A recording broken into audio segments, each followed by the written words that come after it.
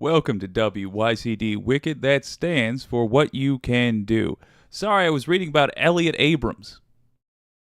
I'll tell you, there's a we're going to talk about him at the end of the show today. Brought to us by none other than the great Tom Hartman. But boy, that guy, to quote a wonderful film set in Grosse Pointe, Michigan, that guy has a file that looks like the devil's resume. I mean, good Lord. Truly a shocking nomination for Biden to have put up to a very fitting commission. We'll get into it in a little bit. But how are you doing? How you doing, Wicked community? Oh, Wicked Foxy Dragon, hello. Jess Rush, I can never get these 5 minutes back, Jake. You're late, McFly. Yeah, I know. I choose to blame it on Elliot Abrams, as I choose to blame many things on Elliot Abrams. Dino, hello. Wireless Mike, good to see you. Good to see the whole gang, man. I'll tell you what. Let's jump into it. Let's start off with a piece of good news. That I think we've all been sort of waiting to see for a while. I don't think this person is necessarily representative of a massive group of people, but I think it's what a massive group of people are going to start sounding like quite soon. So let's jump into it. Assuming I find... There we go. Let's jump into it.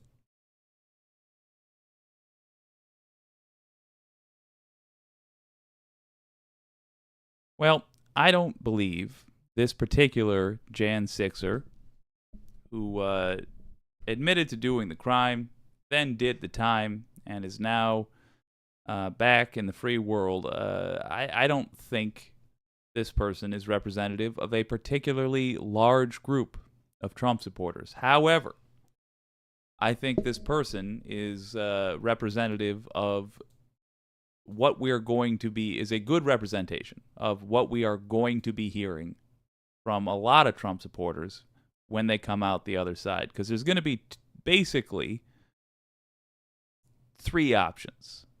They can either pretend like they weren't really Trump supporters and all the shades that'll come in. They're going to pretend like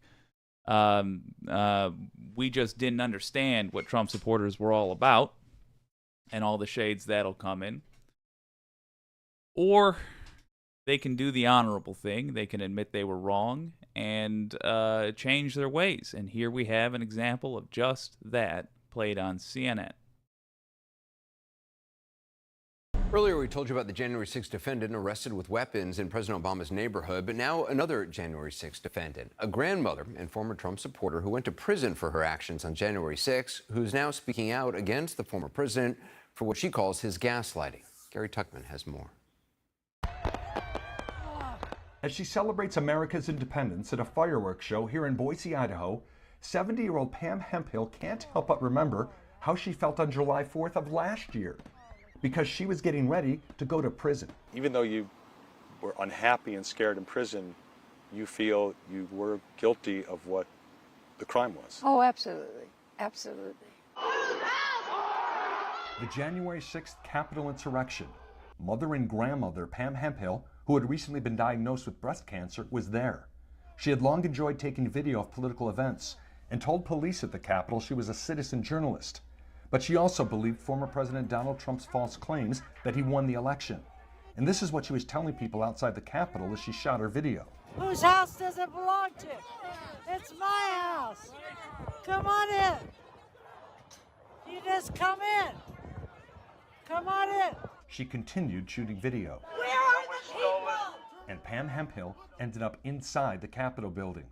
She flew back to Idaho, still believing much of the dogma she had been taught that led to her coming to the Capitol. The Democrats wanted this to be a communist country and that they were drinking baby's blood. Did you believe that? No, I thought that was kind of weird. Okay.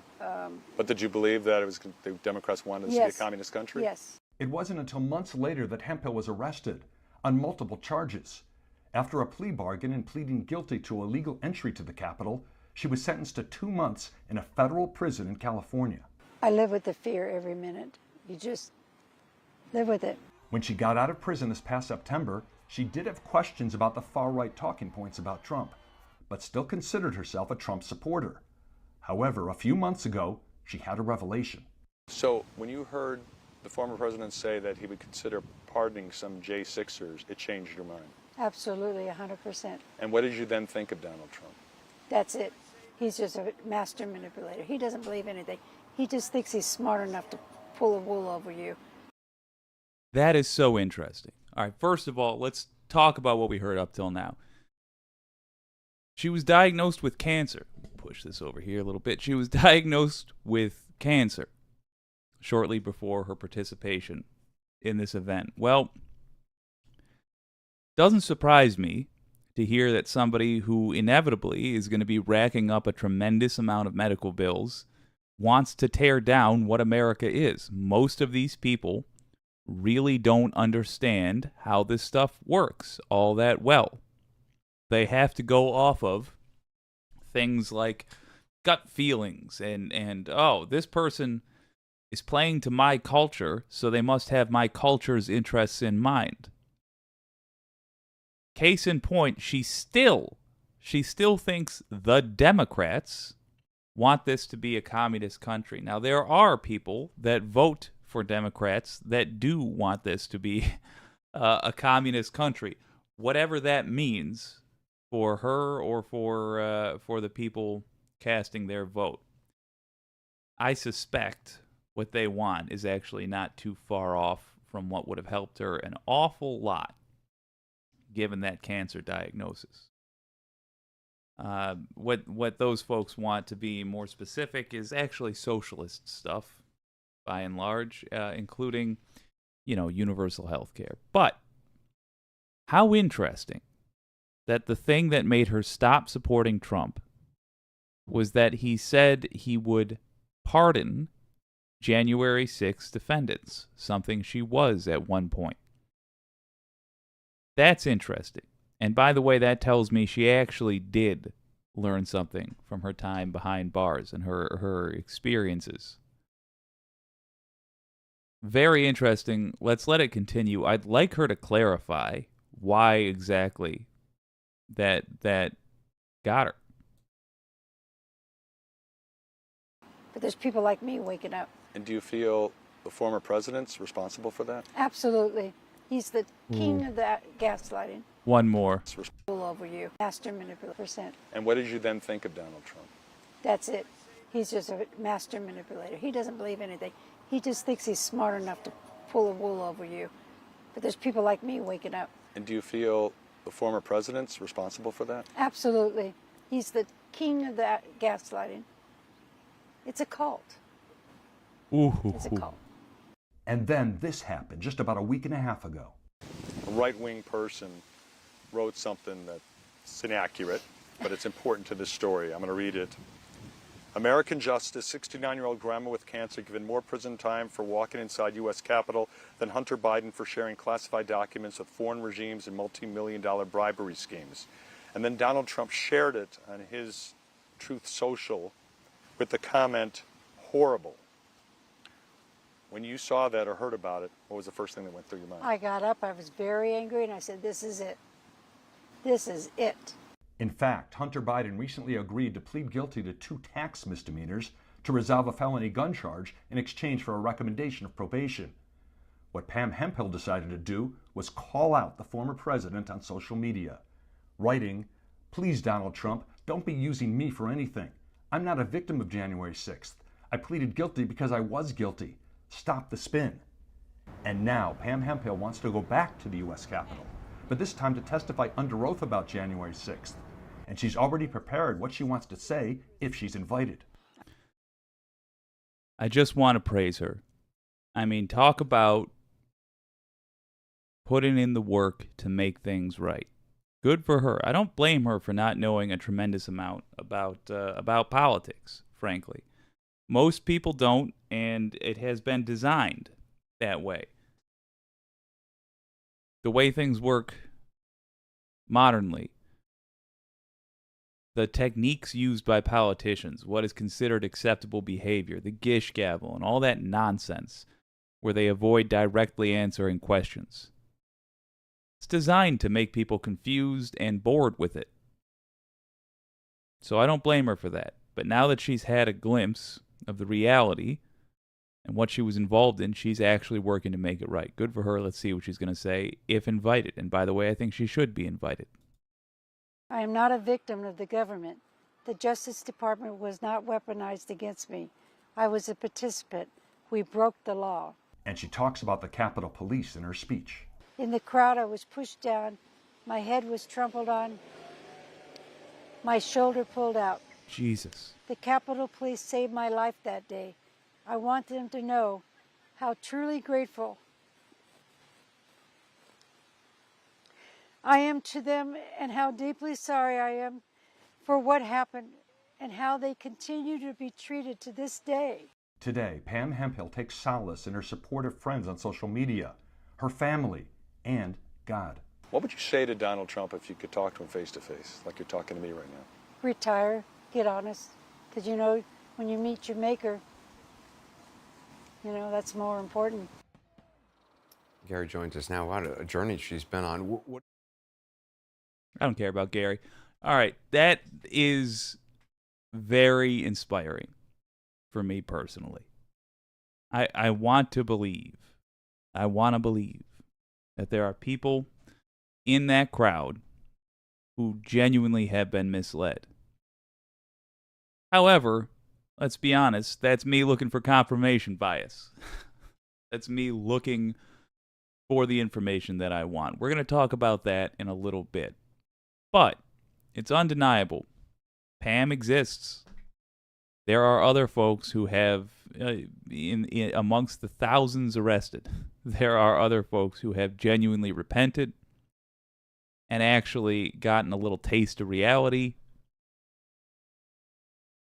and no longer support the madness. And one thing that I'm confident is not happening, I'm confident Donald Trump and his ilk and this movement, they're not picking up votes. They're not making anybody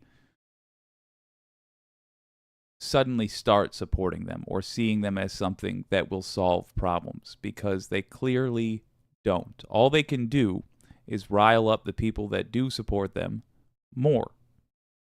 But frankly, I think the high water mark for Trump and Trumpism was 74 million.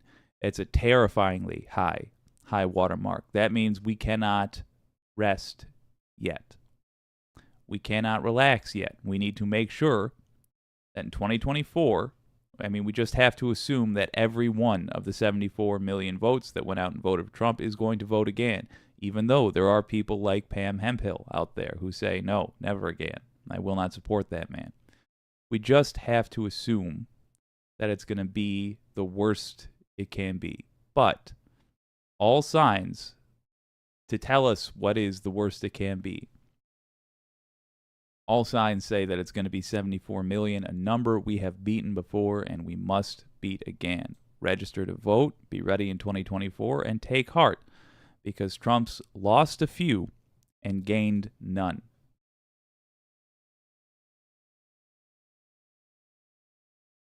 Let's see what y'all have to say. Christy Zilkowski, people can be so misguided, whether it's a bad relationship, a cult, or an addiction. If you're lucky enough to snap out of it and free yourself, I'm all about welcoming them back. Toe and Jack says, agreed. Yep. Dino, I'll take her at her word for now. Take a win and be happy. Yeah, wholeheartedly agreed. Wholeheartedly agreed. I think it is good to remember that this is essentially what we're dealing with. The political situation, this is essentially what we're going to keep dealing with. It's not going to be a matter of the votes Trump is able to pick up with the way he's been talking, or Trump-like people. They're wearing their hearts on their sleeves these days. And that strategy, whether it's conscious or not, the way it works is that it gets those people that agree with them out in droves because it's what they're passionate about. But it does not win over others, really. And it's now not just theory. Now we've actually seen it in practice, and in practice it's nightmarish. And it's republicanism on steroids. So it is what has always been the case with republicanism. It's incredibly destructive for anything it touches.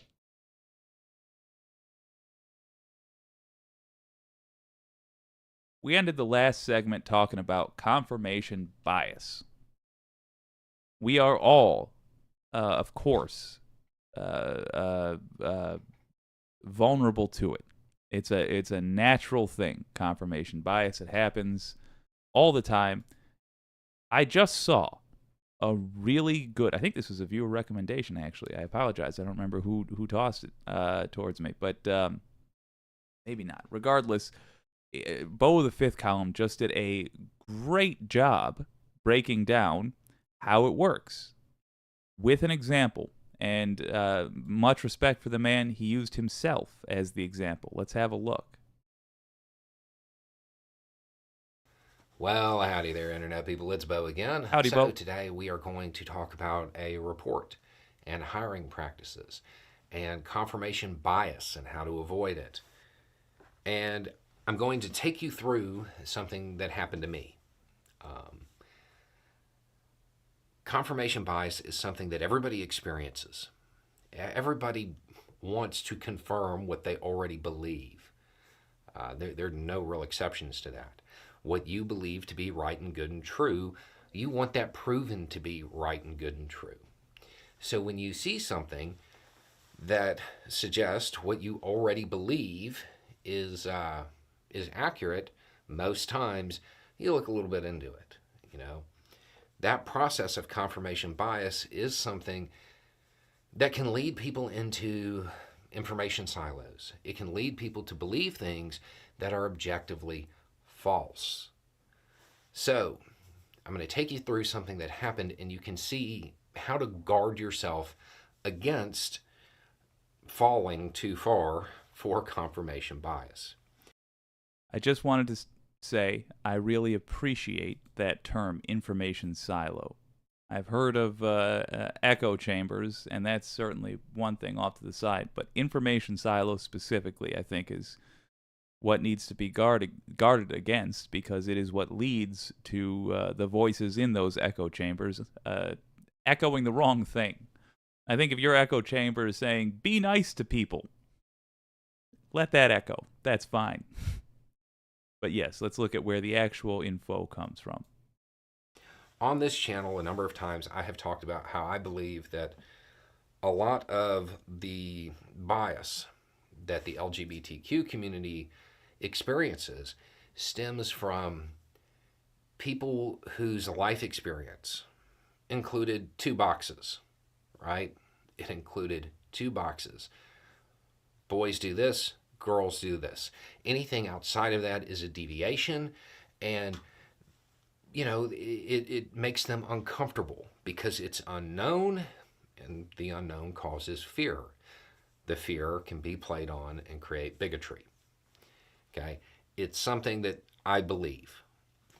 I see a headline that says non-binary people experience discrimination when it comes to their resumes. And then other headlines were like, those who use they, them pronouns are less likely to get a call back. So this is something that's particularly interesting to me because part of that belief also stems to the way people's morality interacts with it. When it comes to non-binary people, there's not a massive, oh, that's immoral thing going on. It's just different. It's something that a lot of people didn't experience, at least not in the way it is recognized today. It wasn't. it wasn't really classified as an identity. It was, oh, well, she's just a tomboy type of thing. I do think that is a really good point. I don't want to be all agreeing here, but I mean, it's true. It's not like this didn't exist back in the day. There was different versions of it. People had to do their light version to get by, and I even wonder if we're going to go back to that a little bit naturally as the bigotry evaporates, as people just, calm down, grow up a little bit, and quit with obsessing over how somebody presents or what bits they've got under whatever they're wearing. Surgery is a bother. It just is. And I think we're going to go back probably to a lot, or at least a significant percentage of trans folks just, I don't know what the phrase would be, but being like non-surgical trans. Just like, yeah, I'm a woman, but I've got a feminine enough body as it is. I'm fine. I'm fine without the this or that, or yeah, I'm a man, but I don't need the the hose attachment. It's fine. I think we are likely to return to that, just not for everybody certainly, but just because once we stop obsessing over this so much, it's going to be less a part of folks'. It's going to be less important in terms of how somebody identifies, how they physically look. I look forward to that. But since we're not there now, I will defend emphatically people's rights to get whatever surgery they want. In fact, I'll always defend their rights to do what they want with their own body. And it didn't go beyond that. Anything that stepped too far outside of that, well then, again, it becomes a deviation. People viewed it as strange. So studies and information about non-binary people, it's something that I look into a little bit more because it doesn't have that moral component. It's just outside of these people's life experience. Okay, so basically what the report shows is that when people had they, them on their resume as their pronouns, they were 8% less likely to get a call back. Okay? That tracks with what I believe. That's how I expect this bias to play out, right? But as I start looking into it, what I find is that they didn't test it with the pronouns of he, him, or she, her. It was just they, them, or no pronouns listed. So, does this report actually show that non-binary people experience this? Specifically non-binary people? Or does what it really show is that hiring managers are less likely to call people back if they have their pronouns listed? There was no tests about he, him, she, her. Those weren't included in the resumes that were sent out. It was just they, them, or no pronouns. Okay, I'm pretty sure that Bo is going to talk about this as well. We'll jump to it as fast as we can. But I want to make it clear.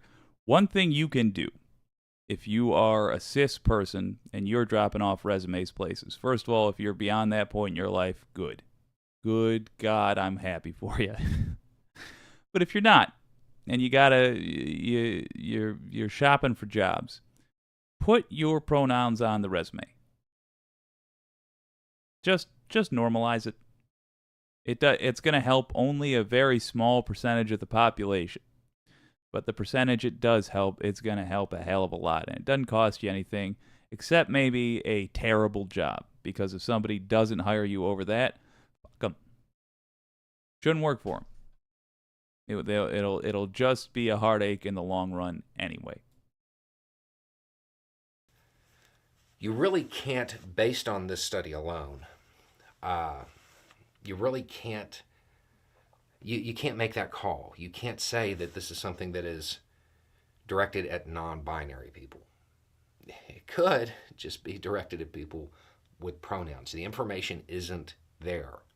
It confirms what I believe, but that's not really what the information shows. Now, in a weird way, it still kind of confirms what I believe, but to a much lesser degree. Hiring managers tend to be older. The presence of pronouns, that's relatively new, something outside of the norm. Unknown induces fear. And what would the fear be? Oh, if I say something wrong, this person will sue us. That type of stuff. So it's still there, but it doesn't actually show what I thought it was going to when I first started looking into it. And why did I first start looking into it? Why did the headline grab my attention? Because it confirmed what I already believed. So I started looking into it. If you just read the article, you don't dig deeper, or you just read the headline, you're going to walk away believing that this is something specific to non-binary people. That's not really what it shows. Now, you could combine this study with other studies, and I'm pretty sure that's what it would show. But that's not what's printed. That's not what's in the discussions that are out there right now. So, I mean, this obviously leads to the questions. Does that mean you shouldn't put your pronouns on there because you're 8% less likely to get a call back? No. I mean, if you're applying for your dream job and you're trying to get every possible edge, yeah, maybe you forget to include them on that one. But generally speaking, you're talking about 8%. It's big enough to notice. It's definitely an issue, but it's not massive. And it's also worth remembering that you probably don't want to work for them anyway. So unless it's a job that is incredibly important to you, I would still put them on there.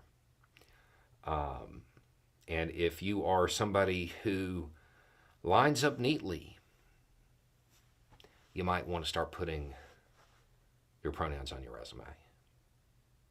Even if you are 100% in the box of, this is how it's always been, I don't need my pronouns. Because it helps other folks. Really appreciate Bo adding that in there. He's a good egg. So look, it's pretty simple. When you see something that seems to agree with you, do the work. And if it seems like it'll be tiring, remember, you only have to do it once or twice. You don't need to reconfirm something over and over and over and over and over. So if that study, for example, says what it says and it's written about, you'll read the article, you'll say, oh, they're talking about this study, let me look at the study. Should be linked to, or at least listed easily enough that you can just Google the term, whoever did it, and their study. In the abstract, they'll tell you what they measured, if you want to go that far. But, I mean, you can also just read what they say about the study. And if it's a proper news article, they'll give you the details, like what was actually measured. So, all you do is that one time, look it up. Then you know the study. And if you see it referenced again, you know what they're talking about.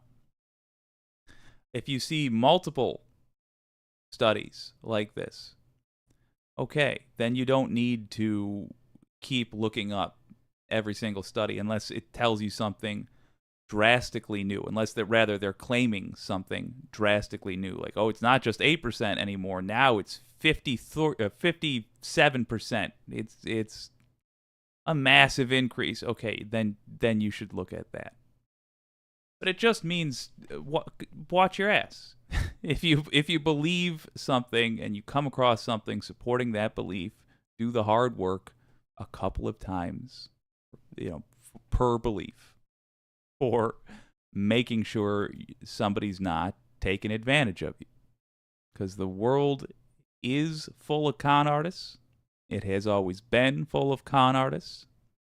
There's an entire species of birds that exists by getting other birds to raise their eggs. It's just a gritty damn world. But fortunately, that means we know what it looks like when people are conning us. So just double check. And hey, if you want to be decent to trans folks, you want to be a good ally, put your pronouns on your resume. It's just manners. If they ask you why you're doing it, you just say it's just being polite. Manners, what are good manners, change, but being well-mannered, that's always in vogue.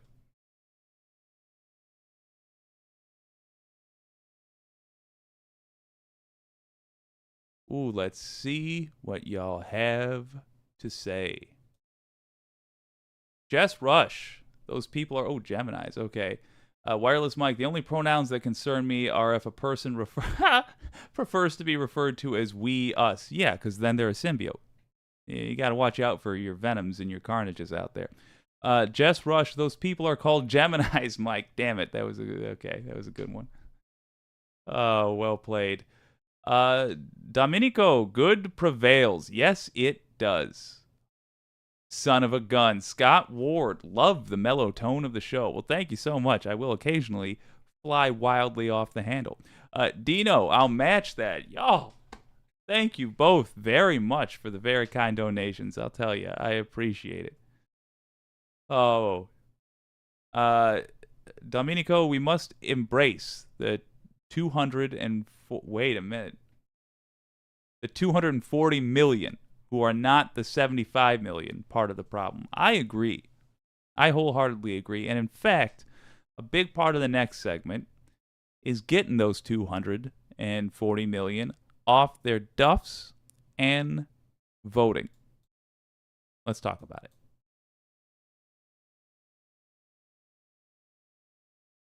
Had a suggestion from Franny P come in, and I very much want to look at it with y'all. I've only seen the headline. I wanna watch it raw, but I think I've got some good news, just based on the headline. Even though I understand that it'll be a troubling one. This was on Morning Joe on MSNBC. The inexplicably named Willie Geis is out there. Sorry, it's like a 1950s salesman, right? I don't know why that throws me. But anyway, he's out there talking about how young people are less likely to vote and less likely to identify as Democrats. Don't worry. Half of that to me is actually very good news, but the other half is concerning. Let's break out what's what.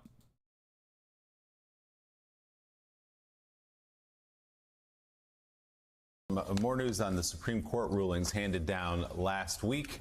One of them on affirmative action, another on student loan forgiveness, and a case that allows businesses to refuse service to LGBTQ Americans if they have a religious objection. Conservatives in Congress and across the country applauded those decisions. Democrats on Capitol Hill united against them. Polling, perhaps, though, is less cut and dried. A Washington Post poll late last year showed 63% of Americans were against considering race in college admissions. Only 30. Real quick.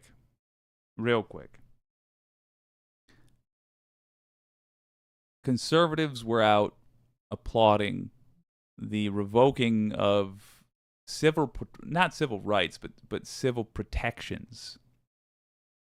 They were out there applauding that you can now discriminate in your business again, just like it was 1950. Don't ever ever let a conservative get away with quoting Martin Luther King. Just want to say, for the record, they never really had, it was always audacious of them to do that, given that they were the very people who were spraying him with hoses and sicking dogs on him and his followers.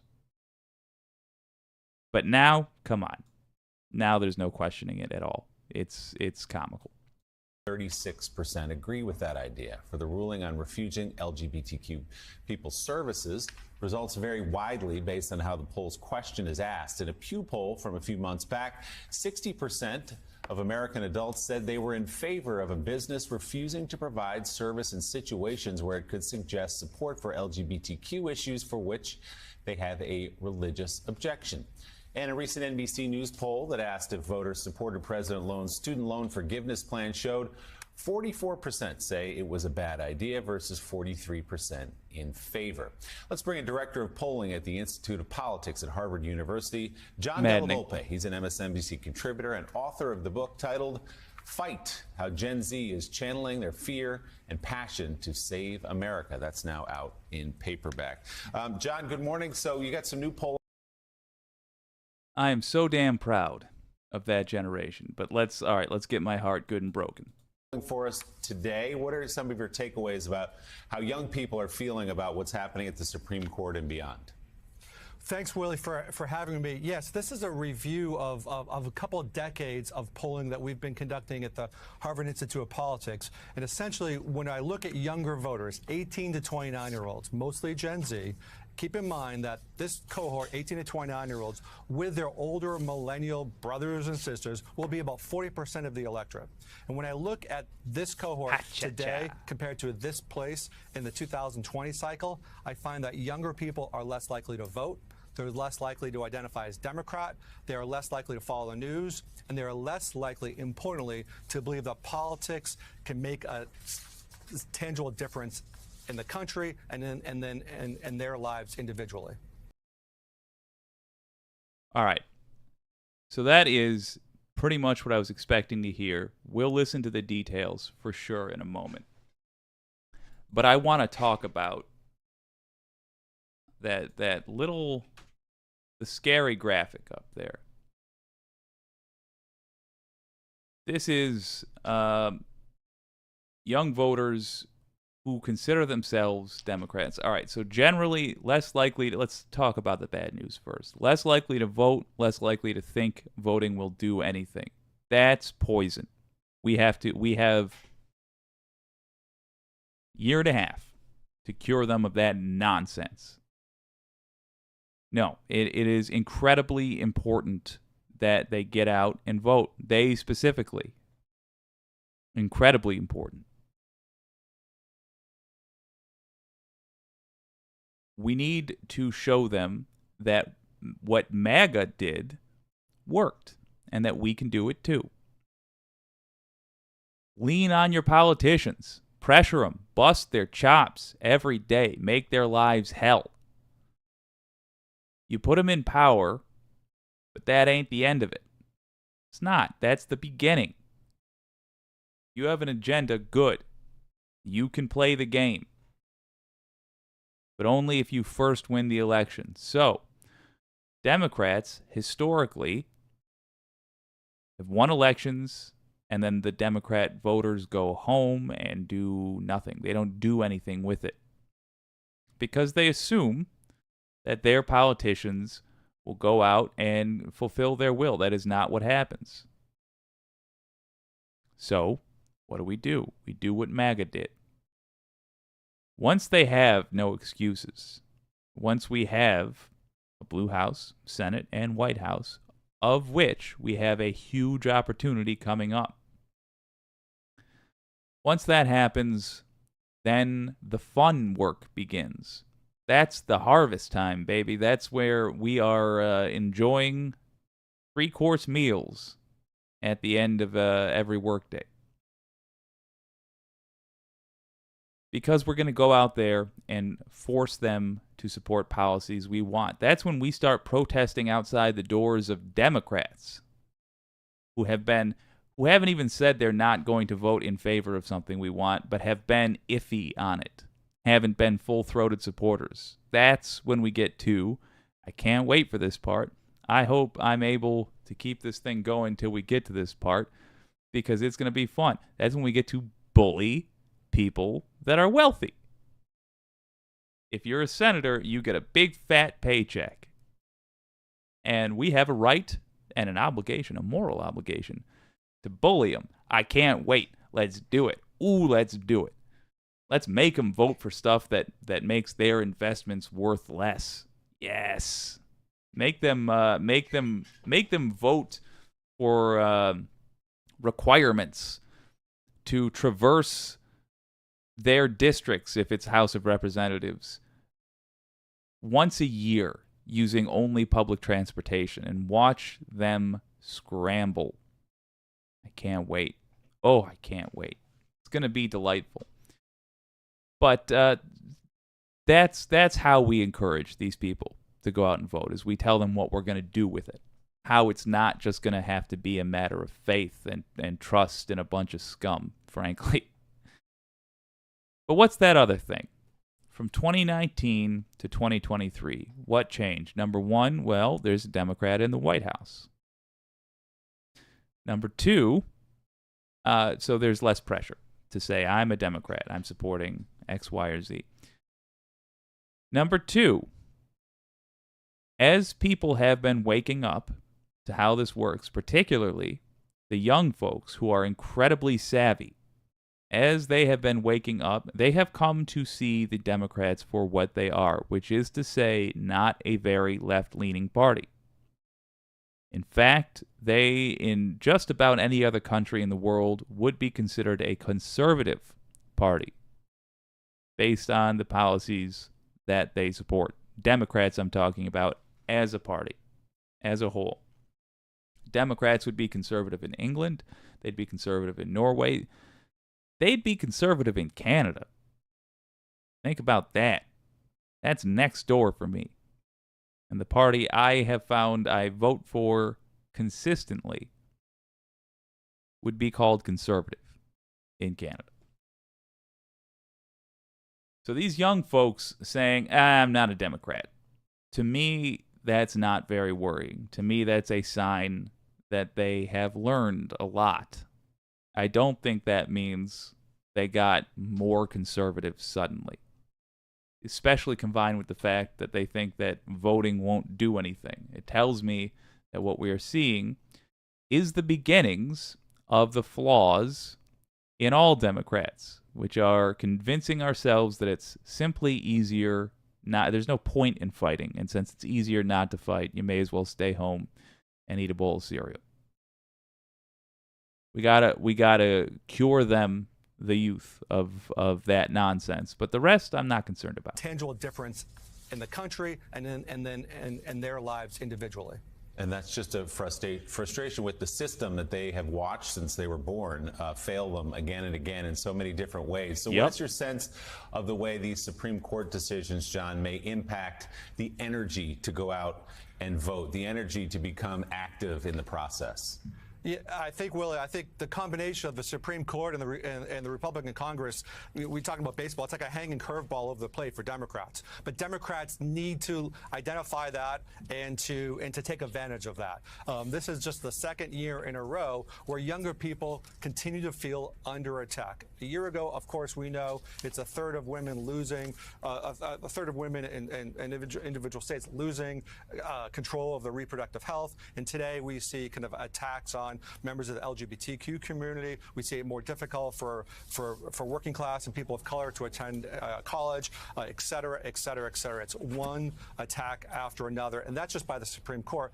You know, earlier you talked about what's happening in Florida and other places like that as well, in terms of this generation really responding, I think, hopefully to kind of stand up and get the backs of those who are more vulnerable even than themselves. And Mara, last year we saw a seismic shift after the Dobbs decision, completely energizing women, in particular young women, to go out and vote in the midterm elections and changing the face of our politics. Yeah, I mean, I think one of the questions I have looking at that data is, whether there's anything that can actually bring some of those voters back. I mean, you saw much higher turnout, for example, in states like Michigan, where abortion was a direct ballot issue. So is that something that not only Democrats, but those who support women's right to choose, for example, need to look at? And the Democratic Party should be looking at this data and should be concerned. I mean, it also really puts that question to the White House. What can this president really do about the loan forgiveness failure at SCOTUS? Because there are a lot of Americans who are extremely demoralized by that decision. Good. That's exactly the kind of group that you want to show up at the polls. Remember that there's a close alignment between college voters and Democrats at this point. Boom. Excuse me, college people with a college degree and Democrats. So Yeah, and people who are college age as well.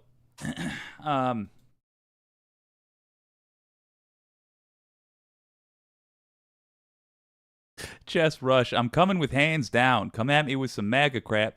Gonna catch these hands. Well done. Dawned on Me says, think about what the Democrats didn't get accomplished. Voting rights, police reform, student debt paid, minimum wage hiked. Yeah, I think, number one, highlighting Democrat accomplishments is going to be important. Highlighting what they didn't get done is going to be important, as long as we are also stressing what they could do. If you talk to somebody who thinks that there's no point in voting, point out how close we were to a much better America. We were literally 2 Senate seats away. We had, really, 1 is all we needed. But we had Kristen Sinema and Joe Manchin ruin so many policies for us in the Senate, virtually guaranteeing that they're going to be gone. And thankfully, as nightmarish as it is, one upside to the Supreme Court's consistent de-democratizing of America, a consistent abuse of their position, is that they are making sure that the American citizens don't forget how harmful Republican appointees and Republican policies are. They're taking away rights and keeping the GOP heat on. I would rather, if I had to pick, I would rather they didn't harm us in this way. I would rather we use our words to convince people that the GOP are bad for the United States. But the one upside is that throughout a relatively safe time for federal legislation, not state legislation, we're seeing reminders of how lethal the GOP is for the United States. That's going to keep people remembering that. And it's going to have some of those folks voting defensively. Then I would say, point to places like Michigan, point to places, hopefully soon, like Wisconsin, point to places that have state-level success stories. You do not get that without voters going out and making it happen. Your governor has a tremendous amount of power over how you live. Your state legislature has a tremendous amount of power over how you live. Stress that. You're not just fighting for the whole country. You're fighting for your state as well. That is what you're out there doing. I think that, there's a lot of data to parse here. I don't know that these voters are moving over to the Republican Party. They're just becoming inactive. The larger question of what it says about our politics is pretty depressing, as we've been saying this morning. Some depressing news to parse through, because it suggests that there's not much trust in the system. And this is a generation of kids, of people, of young people who have been failed, as you said, by the failure of gun control, climate change, and now the collapse of the Democratic coalition, it seems, or the risk of it, with the rise of fascism. So it's depressing times, and I think we need those voters back in this system. We need a competitive system, and you can't just lose an entire generation of voters. Yeah, you think about it, though, just think about what has happened between the midterms and now. right? During the midterms, when we think about Wisconsin, when we think about Michigan, and we think about the role of young voters, particularly in Wisconsin, in some places we were actually saying on this show that young folk actually helped save our democracy. But when I look at your numbers, John, I see the rate, the percentage of young people, Black, Hispanic, and white, who are disappointed in President Biden's performance. What is the He brought me back. I was ready to do the outro, but all right, let's see this. relationship between, right, what we saw in the midterms, that kind of energy, and these sorts of numbers? It's not like it's 2 years ago or 3 years ago or 5 years ago. It's just a midterm. So help us understand these disapproval numbers with regards to the Biden administration. Eddie, what we first need to understand is that without younger people, there isn't a Biden administration. It was young people in particular in the 5 battleground states in 2020, similar approach in 2022, which made the difference in state after state after state. And essentially, kind of the message of this, I think, research is that past results are no guarantee of future returns. The Democrats need to take this seriously and specifically talk about the tangible differences that the Biden administration has made. I don't believe in my lifetime there's been an agenda that's been more youth forward than the Biden agenda. When you look at when you look at bipartisan support for gun safety legislation, a couple generations hasn't happened since then. When you look at the record low employment in 17 states, I think, and a variety of other things like the significant investment climate, but they're not feeling it on a day-to-day basis. That's the concern. When I look at the significant. All right, well, there's some other concerns. Like, take for example, the fact that things like gun control are a youth concern. Why are they a youth concern? Well, maybe because kids are being shot to death in school. How is that not an all of us concern? Of course it is, but it's just so telling that that person phrased it that way. It's a youth concern, these gun control measures. So we're just acknowledging that kids are the ones that get killed. Boy, that tells us really where we stand, doesn't it? We're unwilling to seriously regulate firearms, even though we know what happens when we don't. Kids are killed. Damn us all. We're going to burn for that, and rightly. I'll see y'all there. Bring some sunscreen. But. What else was? Global warming. The health of our entire planet. Why? Well, the real end of everything, the real doom, that's going to happen in 30, 40 years. It's just going to ramp up till then. But it's a youth concern. Tells us about the American character and how low it has gotten. We have to be better than that. You're here trying. That's what you're here for. Good for you. But don't be afraid to spread that shame around, because we need to hear it. Republicans so often give us the prescription for dealing with them. I remember how much they howled and whined at social justice warriors. Remember that phrase? Even back then, they were telling us what was needed for them. They needed to be shamed. They don't have a moral compass. They need one provided for them. At the very least, they need to be told what decency is, because they don't know. The other thing to consider, it's voters age 18 to 29 in that poll. Well, that's going to be a different group than the voters who were 18 to 29 4 years ago.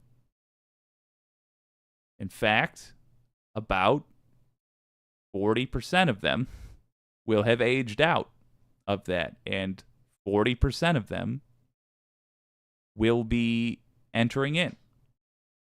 So it could simply be that a lot of the new folks in that group care less. But then again, they also haven't gone through an election season with ads targeting them when they have the ability to do anything about it.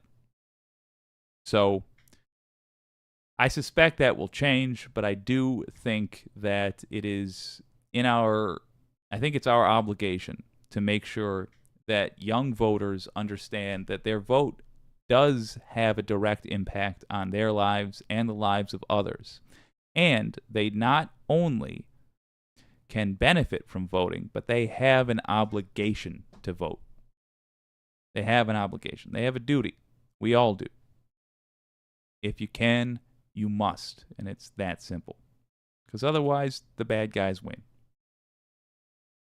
Let's see what the wicked community has to say.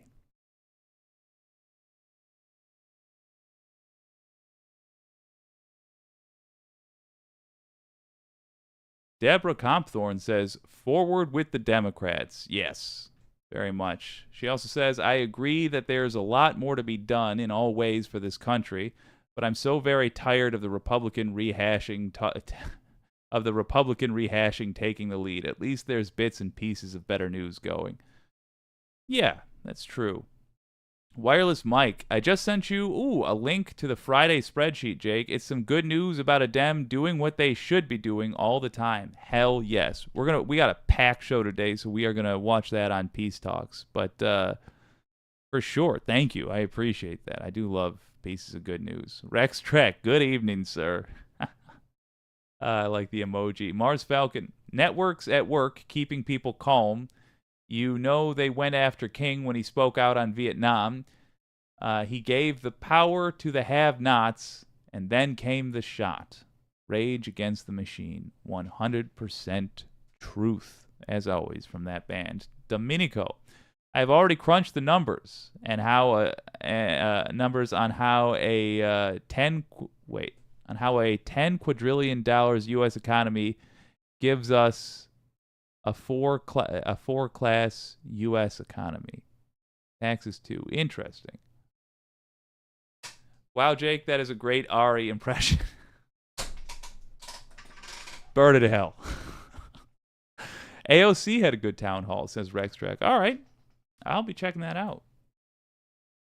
All right. Foxy, you sent me something earlier. I want to watch it now. Pranksters have come to the rescue yet again. If you want, it's probably good for the intro, huh? Let me just do that.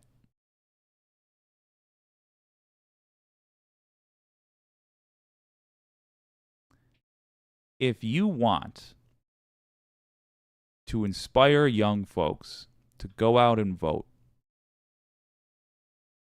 you can actually accomplish a lot more by inspiring them to get involved in politics right now.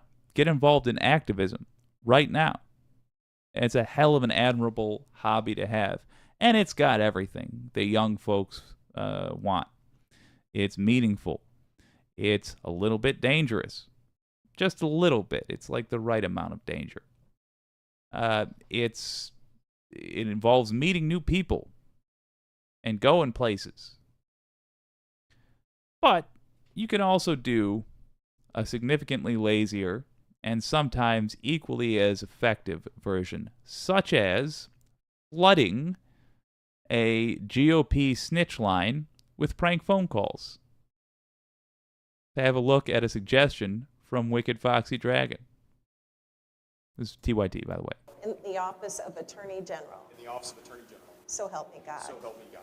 Just months after Missouri's Andrew Bailey took office, the Republican Attorney General unveiled this: a transgender center concerns form. It was a snitch line to submit a complaint or concern about gender transition intervention you have experienced or observed in Missouri. Within days, the tips started flooding in. Hello, my name is Rub My Schlong. The Y is silent.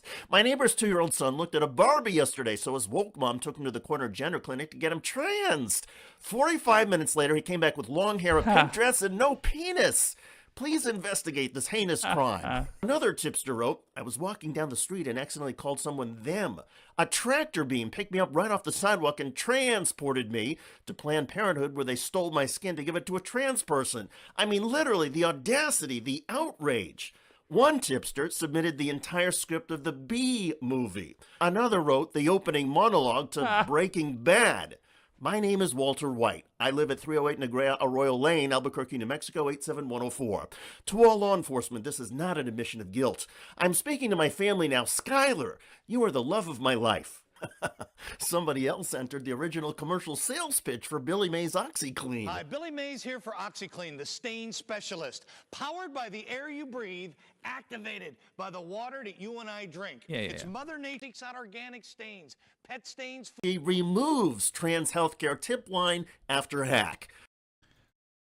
Now, you might recall that we talked about this when it came out. And in fact, I encouraged you all to do the very thing that's now being discussed in this video. But I wanted to show you, look at this. Look at the effects. First of all, still reverberating. Second of all, if you want to get the youth involved in activism, if you got a kid that's out there saying, I'm so pissed off, I have trans friends, you know what, that's not even all that likely, just with the percentage of folks in the nation that are trans. There's so few, maybe they have none. How about this? I am not a monster, says this youth that you know. They're 17 now, going to be 18 next year. I'm not a monster, so I don't like it that Republicans are attacking trans people, are trying to get trans people killed. I don't like it that they're harassing and bothering other people. Well, invite them along to something like this. Like, oh, you want to write a rude email with me? We can bust the chops of the Missouri AG. That'll be fun. Huh? Make it a little harder for them to gay bash or whatever it is they're doing as official policy in Missouri. Shame on you, by the way. Yeah. Fantastic way. And by the way, the little goose of energy they're going to get from later seeing that their scamp-like pranking for justice does well is fantastic. And that they'll search it out again. They'll find their own target of tomfoolery. But there was another part here that Wicked Foxy Dragon pointed out. I'm gonna go a little before it, because here's the other side. Here is what Republicans are talking about, and it's a bummer. Put at risk. Here, Mace is using the example of a 15-year-old girl. There's just one problem. 12 to 15-year-olds can't actually start hormone treatments or get transition surgery. According to the American Congress of Obstetricians and Gynecologists, you know, the experts on this stuff, the minimum age is 16 with parental consent. And even then, most trans kids won't begin hormone therapy until adulthood. So if kids can't make that choice, and doctors can't make that choice, and their parents can't make that choice, who can? Mace goes out of her way to make this all sound barbaric, because in other words, most trans kids don't even get hormone therapy. A whole nother discussion over whether or not that should or shouldn't be. The point is, it's not. It's not happening right now. It is a very rare thing. But if you were to ask a Republican, they would have you believe that like 1 in 5 kids are out there doped up on goofballs or whatever. Because that's how they choose to view the world. And when we were talking about confirmation bias earlier, this is the kind of dingbat they're listening to. you should recoil at language like chopping the breasts off a 15-year-old girl. Chopping off the private parts of a 15-year-old doesn't mean we are bullying children. And Republicans know. The other day, I went to the doctor and he hacked into me with a knife and pulled out my organs because I had appendicitis. That didn't actually happen, but do you see what she did there? You should acknowledge that as dishonest. And if you have anybody that winds up being pro Nancy Mace in your area, bring that up. She's not having an honest conversation about what she's talking about. And by the way, it's simply, as I said, as he said earlier, it simply does not happen. This is not something that is a concern at all, unless you're looking for an excuse to harass trans people. That the way to get Americans to oppose transgender care is by getting them to not think of it as real medicine. And Mace is actually pretty tame. Isn't that sad? Over at the right-wing outrage mill, the Daily Wire, conservative weirdo Matt Walsh has an even more threatening message for trans kids. Listen to this. But I want you, if you're in that group, I want you to listen to this part very closely. Please always remember this. You started it. You started it. So fuck you, Matt Walsh. There's no polite language would be an insult to polite people. Fuck you, Matt Walsh. For the record. He's saying you started it by existing. You started it by being black in the South. You started it. You started it by making me have weird feelings that I can't confront because I don't have the maturity or the mental development to approach it in any way, shape, or form. Matt Walsh, whatever, with his 1980s pervert look. I have a respectable early 2000s pervert look. Can burn in hell. But let's we may as well hear what he's got to say. So I see you on social media and on the news and out marching the street, crying your crocodile tears and claiming that you're being set upon by fascist right-wingers who won't let you just live your lives in peace. What do we ever do to you, you cry? Yeah, I'd like to know that. Why are you so angry at us? It's not a great sign that I mean, it's the rhetorical questions there were fair. F. Matt Walsh. Walsh is resorting to the you started it rules of kindergarten playgrounds to make the big intellectual point he thinks he's making. But as it turns out, Walsh and Republicans are mainly angry because, well, see for yourself. You see, the rest of us were living our lives. We were minding our own business when you came along and demanded that we abandon everything we know about fundamental physical reality for your sake. That's what you did. Yeah, so we were living our lives, and then you came along and said, I exist, like a monster. What filth. You claim the right to walk into whatever bathroom you want, whatever locker room, whatever sports team. Nobody else has ever had that right. Nobody else has ever had that right to just do. I mean, everybody has always had the right to walk into the bathroom of the gender they identify as. And it's rather unique that these days, see you next Tuesdays, like Matt Walsh, are trying to take away that right. And I suspect it is because he is terrified that he will be attracted to a trans person. I don't want to hear anything more out of that bigot. I just don't see the value in it. Maybe it'd be fun, but you're just gonna have me hollering at the screen, and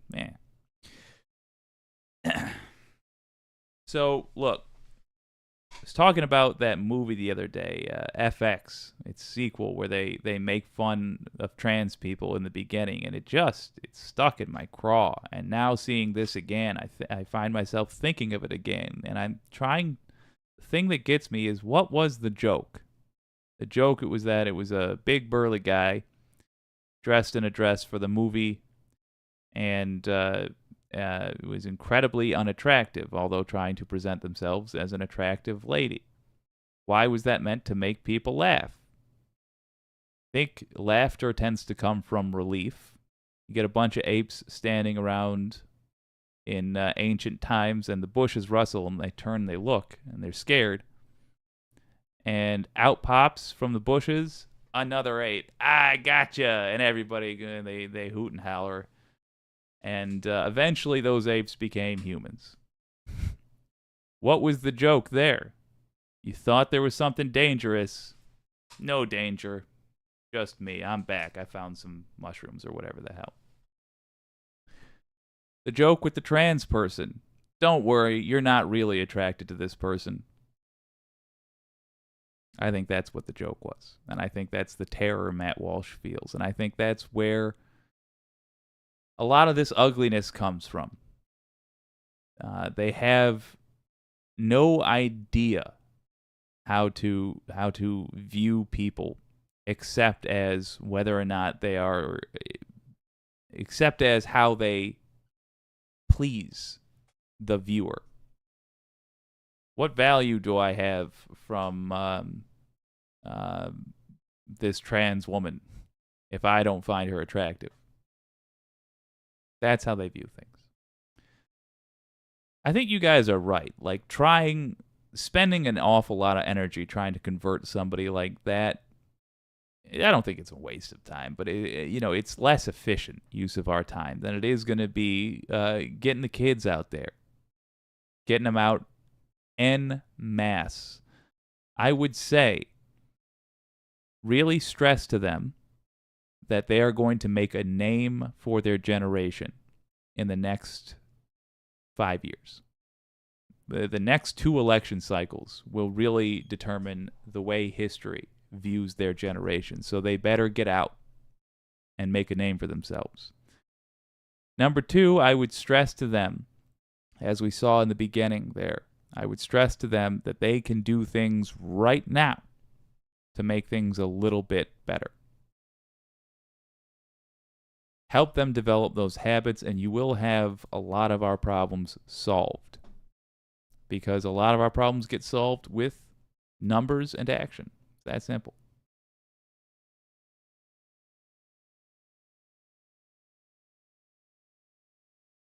Oh, I talked my way out of the monetization for that last one. En masse. Yeah, I'm sorry. Get masses of them out there. I think maybe it's en masse. I'm not really sure how it's supposed to be said. But yeah, get big groups of them out there.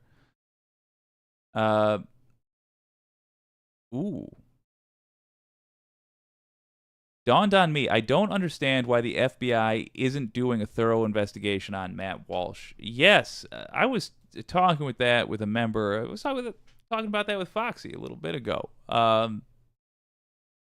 I don't understand that either, as a matter of fact.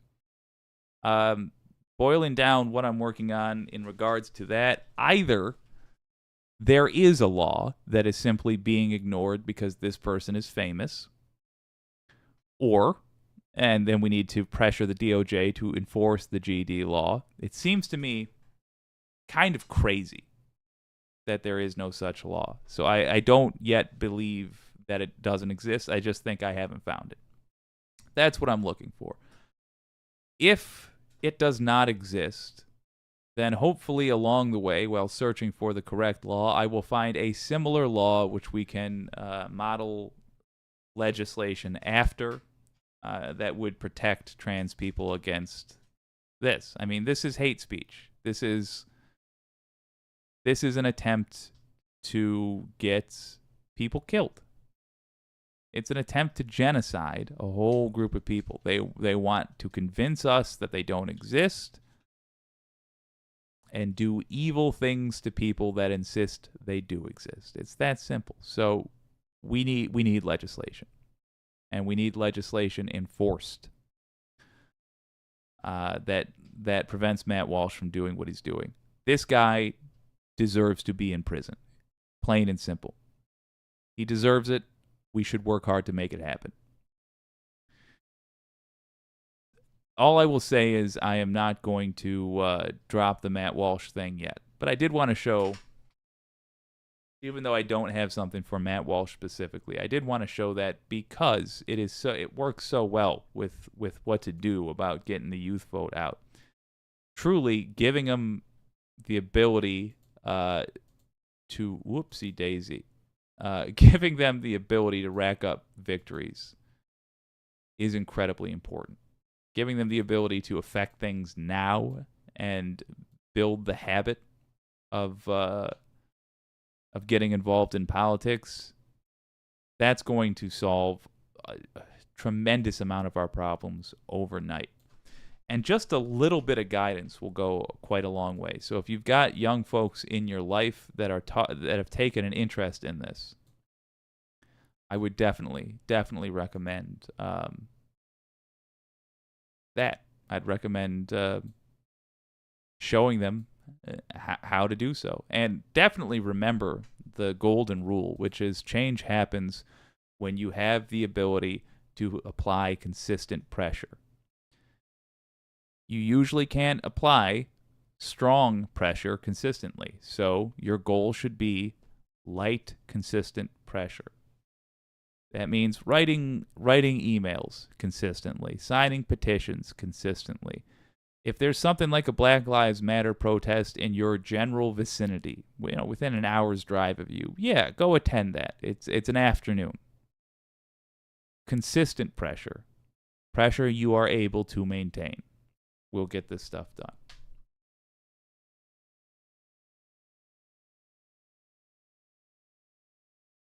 Farron Cousins. Wait a minute. Yes, there it is. Farron Cousins.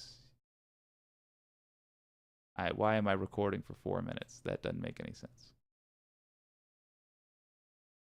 There we are. Farron Cousins in the show Fair and Balanced on YouTube. Recently was asked a viewer question, and one of our viewers, Franny P, passed it along, saying we should check it out. We will, because it was a darn good segment. The viewer question was, who does Farron Cousins recommend? I'll burst any bubbles right now. We weren't on that list. We're going to get there one day, so help me.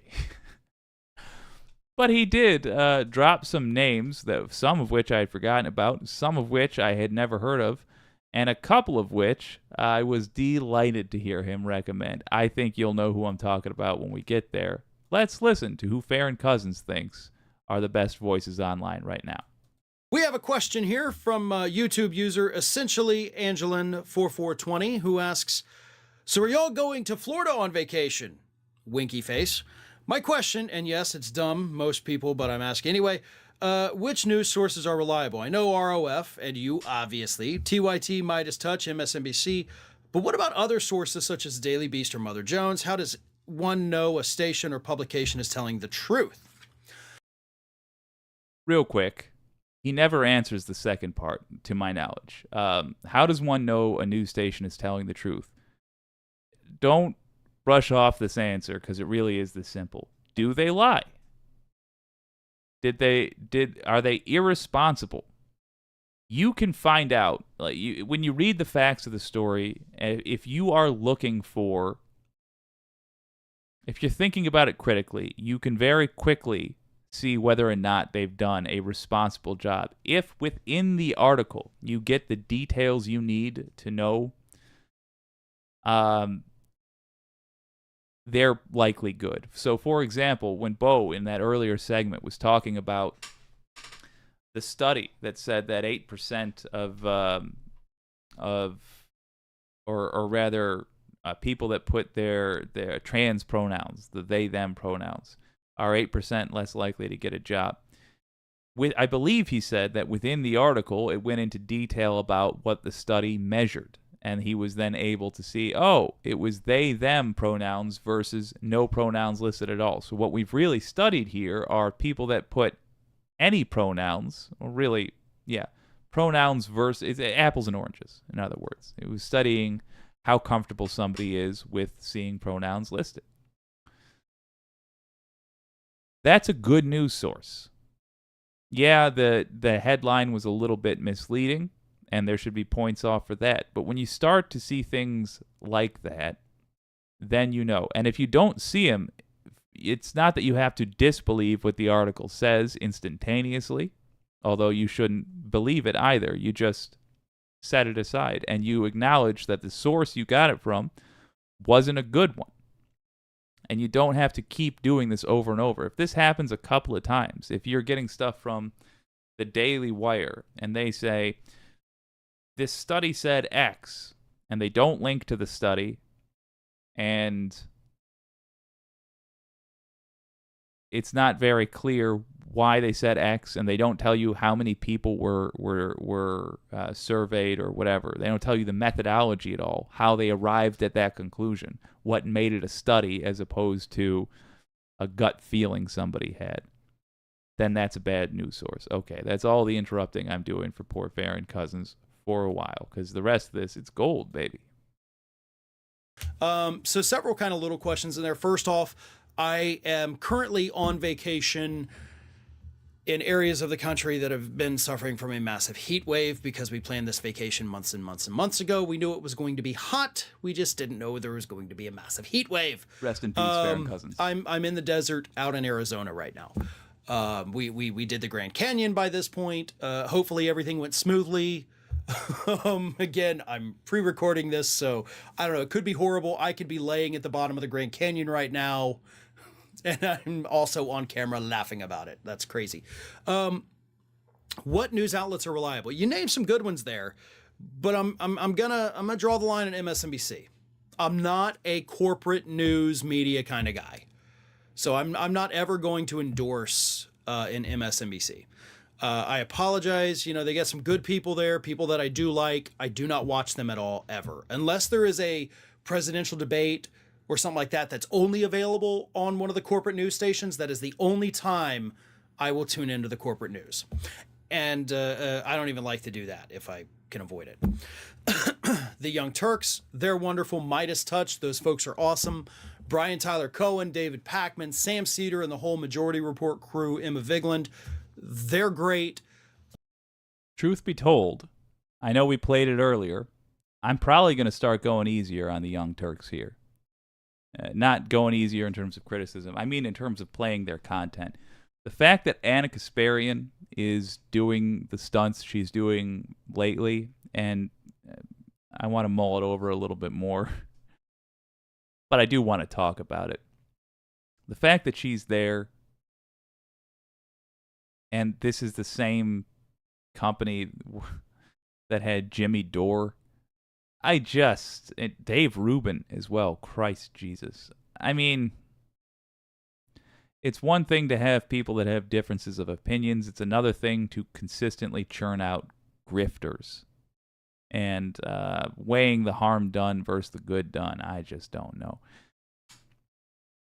That said, I'm not going to write off the Young Turks entirely, because a couple of people that have worked for them have turned into absolute scum. But it can't also be denied that a bunch of people that have worked for them have turned into absolute scum. Anna Kasparian may be taking the crown on that one. Jeff Waldorf, Around the Nation, Mike Figueredo, Humanist Report, David Dole, Rational National, Kyle Kalinske, he's awesome. Crystal Ball with Breaking Points is wonderful. I do enjoy her as well. And What You Can Do is also really good. Oh, thank you so much, Farron. So there's a lot of folks on YouTube, and I know Jesse Dollamore, wonderful, great guy, super smart. He's a lot like me. If you're not already subscribed to him, please do. He's awesome. There's a lot of people. I hope I'm not forgetting anybody. But if you want the smartest human being on the planet to talk to you about progressive politics, that person is Thom Hartmann. Now, I have been friends. I haven't seen him in years, which is very. Tommy, yes, sir. Tom have a heart, man. He is pretty. That's a pretty good choice for tippy top of the list right there. Yeah, Thom Hartmann's he's the man for sure.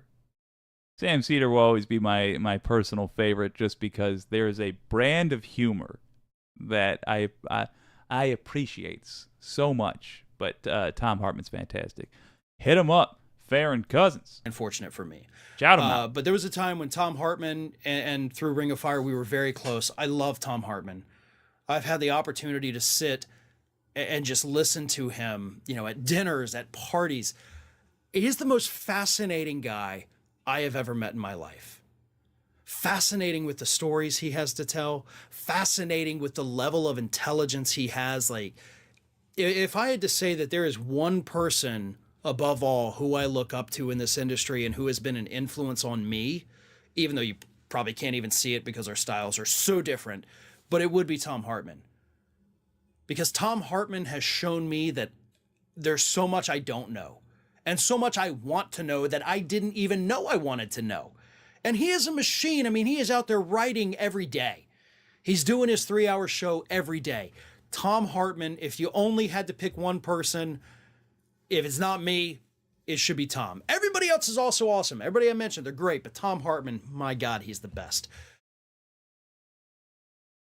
So yeah, I just wanted to pass along that video. It was a viewer suggestion, but it was I think maybe just, I don't think it necessarily lends itself to doing a VOD later, but wow, how lovely a recommendation. And all of those suggestions I think are good.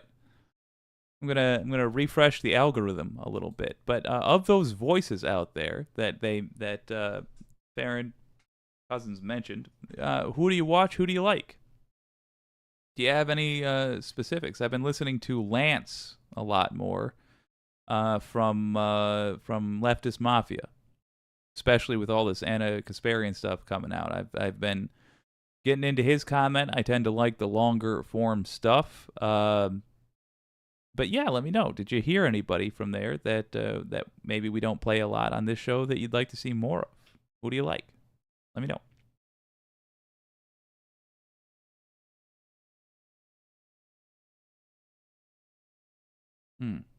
Yes, there it is. All right.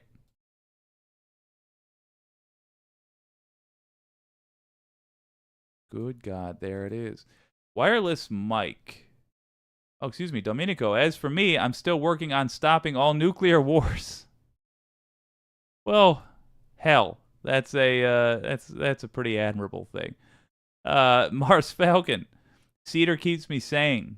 Yes, Cedar does the exact same thing for me. It lets me know I'm not crazy. Ooh, Jess Rush. I like Stephanie Miller. Let me just highlight that, right-click it, and search Google. American political comedian and host of the Stephanie Miller Show, a progressive talk radio program produced in Los Angeles. All right. Stephanie Miller. I will listen to her. Domenico says, Tom Hartman is wonderful. He is, what a guy. My dad has an IQ 184, too, though. Good Lord. I got to believe that. He's up there with Tom Hartman. Deborah Kempthorne. You are making some very good points tonight. Thoroughly enjoying your show. Thank you. Well, thank you so much. Wireless Mike, Robert Reich is really good too. Yes, and Dino agrees. Yeah, he's fantastic. Amy Goodman is my hero, says Christy Zolkowski. I love her. All right, looking up Amy. Oh wait, I know Amy Goodman. I watch her on her MSNBC segments all the time. Yeah, she's fantastic. Good suggestion. And a regular feature on the show. Well, speaking of Tommy Hartz, he talked about something recently that I want to get into. Ooh, I want to get into it. Let's go.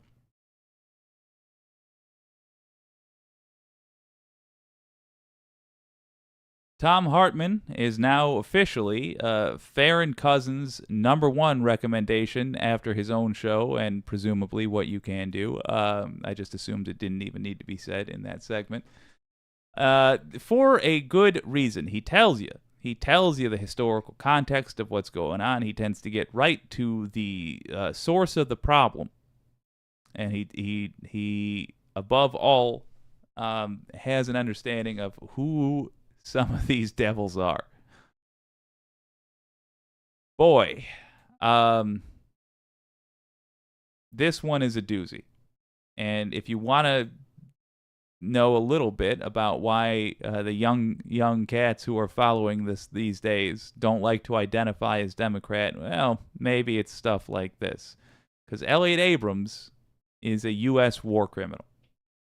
And Joe Biden just nominated him for a rather insulting seat. Let's have a look.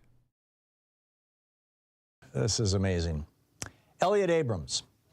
I remember Elliot Abrams. I was wide awake during the Reagan administration in the 1980s. I mean, I was basically wide awake, from like 1966 forward because of the Vietnam War, 67, let's say. Elliot Abrams was working for Ronald Reagan, and Reagan was taking the money illegally, by the way. Congress passed a law saying that the Reagan administration may not supply weapons or money to the Contras. Now, that was specifically in Nicaragua, but more broadly that we were not to be supporting right-wing guerrilla movements in South or Central America. And when Reagan was selling spare parts, military spare parts, to Iran illegally, he did this in gratitude for their holding the American hostages until the moment that he was sworn in on January 20th, 1981. As he put his hand on the Bible, they released the hostages. That was the Iran part of the Iran-Contra deal. So then for the next 6 years, he was selling weapons to the Ayatollah, Ronald Reagan, and his entire administration, until he finally got busted for it. And then he was taking the money from illegally selling those weapons and using it to buy weapons here in the United States and ship them down, or ship money in some cases, down to Central America, into Nicaragua, Honduras, Guatemala, and El Salvador, and totally screwing up those countries. And there was this death squad in El Salvador that we trained at Fort Benning, that we trained at the School of the Americas. And in 1982, it was called the El Mozote Massacre. More than 800 civilians. This was in El Salvador. It was by the Atlacatl Battalion. Forgive me, I'm sure I'm mispronouncing it. These were these government soldiers who had been trained by us. And New York Times reporter Raymond Bonner wrote about seeing, quote, the charred skulls and bones of dozens of bodies buried under burned out roofs, beams, and shattered tiles. He listed 733 names, mostly women and children and old people, that were murdered by this death squad. I'll spoil it. Elliot Abrams, because I don't think Hartman even goes into the details of how bad Elliot Abrams as a human being is. Elliot Abrams admitted to micromanaging these death squads. That did that and other atrocities like it. We trained terrorists here. We sent them to a country to go terrorize, and they did under the command of Americans. We got to own that. We need to take responsibility for that. I mean, we just have the obligation, the moral obligation, and I'll tell you, the legal obligation. Even if the rest of the world doesn't have the firepower to enforce it, we have the obligation.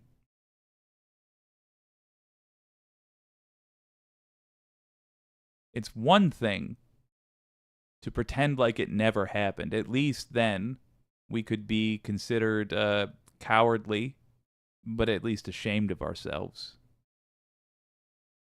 It's something else entirely to pretend like this person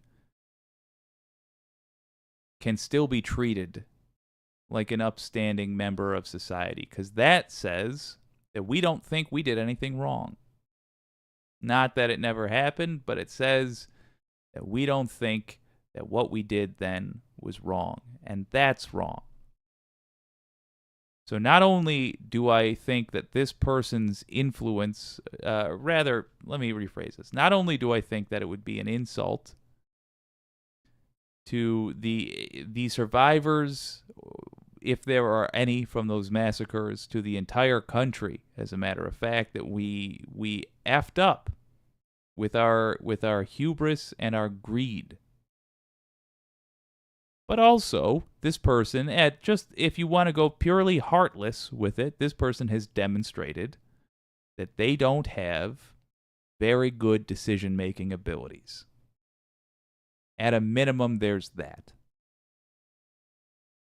He's been nominated. He's not been confirmed. We're going to get there in a moment. We later learned that it was 811. His reporting, Bonner's reporting on this in the New York Times, led Elliott Abrams and others in the Reagan administration to conduct a smear campaign against Bonner, the reporter, and the New York Times that was so successful that the New York Times pulled him off the South American beat, or the Central American beat. And this is what Bonner wrote in 2019, 4 years ago, in The Atlantic. He wrote, quote, "The Reagan administration, with Elliott Abrams as point man, routinely defended the Salvadoran government in the face of evidence that its regular army and allied right-wing death squads were operating with impunity, killing peasants, students, union leaders, and anyone considered anti-government or pro-guerrilla. Abrams went so far as to defend one of the death squad's most notorious leader, Roberto de Obasan, who was responsible for the murder of Archbishop Oscar Romero when he was saying Mass in March of 1980. I remember that. That was the assassination that touched off the Civil War in El Salvador. Well, that guy, Elliott Abrams, who was the apologist for the death squad and participated in helping fund them, or it appears he participated, is the guy that Mitch McConnell wants to be on a bipartisan commission. And President Biden has cycled the name through because Mitch McConnell put it up. It's wrong. It is wrong, and I cut off Tom Hartman at the end there because the last sentence he says is, write your senators. Tell them you refuse to have this man confirmed. He's a war criminal. He's an embarrassment. Elliott Abrams has no business in any sort of leadership in the United States. He has no business out here in a grocery store shopping next to decent folks. He belongs in prison. He has no business being a free man. Bothering the rest of us, seeing him and knowing that there is injustice yet in the United States.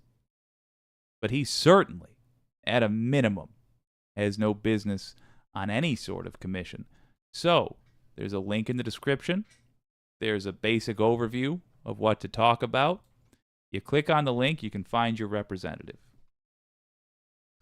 Talk to your senators.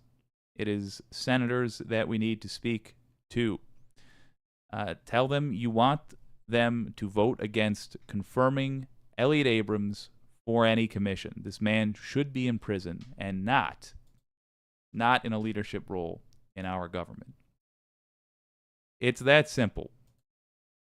Write an email or make a phone call, but tell your senator you won't have it. Time we learn. And also, it's an opportunity, I think, to show these kids that don't think government matters or voting matters, that it does, but it matters a hell of a lot more when you actually do something with it. It matters a hell of a lot more when you are able to control the people you voted for.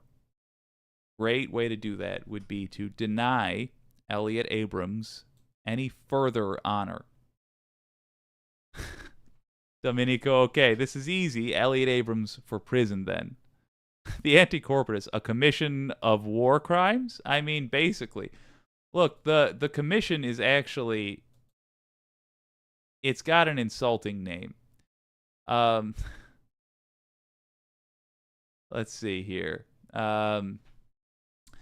the United States Advisory Commission on Public Diplomacy. Oh, hell yes, Domenico. I love it. Oh, thank you so much. He says, I am on this. We are on this. Hell yeah. Just so you know, that commission on... the name is infuriating to me. On public diplomacy. It is not about diplomacy. It's essentially a way... It's like our version of the Web Brigade. It's a way to finance propaganda in other countries that is pro-U.S. propaganda. That commission shouldn't exist, first of all. But second of all, Elliot Abrams needs to be booted out of any sort of role in the U.S. government. Mars Falcon, we cannot even get these war criminals out of the basic public sphere. Nobody goes to prison for these things. Yes. And Deborah agreed. It's shameful. It just is. But, couple of pieces of good news there. We have begun. I mean, Trump forced the hand of the U.S. Justice Department. So for the first time ever, a president is actually being held to account. Begrudgingly, with the DOJ dragging their feet and requiring a whole lot of embarrassment, but it's happening. Hopefully we can keep this ball rolling. Hopefully we get a taste for for rich person meat and start going after it a lot more. Well, this has been a slightly longer than average. Oh, yes. What you can do. I appreciate y'all joining me today. I had a blast. I hope you enjoyed the show. If you did, consider hitting that like button if you haven't already. Consider subscribing if you haven't already. Tomorrow is Friday Peace Talks. Feel free to invite people on down. We're going to be a little bit nicer. I will call people, see you next Tuesdays, significantly less. And what we're going to try to do is have people show us the media they want to talk about. And I will either bust chops or not as seen appropriately. We'll challenge each other back and forth a little bit. And generally just try to get all on the same page with the information we're taking in. I think it is a useful thing to do. Also, it's a great opportunity for us to think on our toes a little bit when we are occasionally joined by people who are down a rabbit hole of some kind. And then after that, we got Salty Saturday, and I have to imagine I'm going to be salty about Anna Kasparian at length. Looking forward to both those streams. Both of them are at 9 p.m. Eastern. And I will see you then. This has been WYCD Wicked. That stands for What You Can Do. My name's Jake.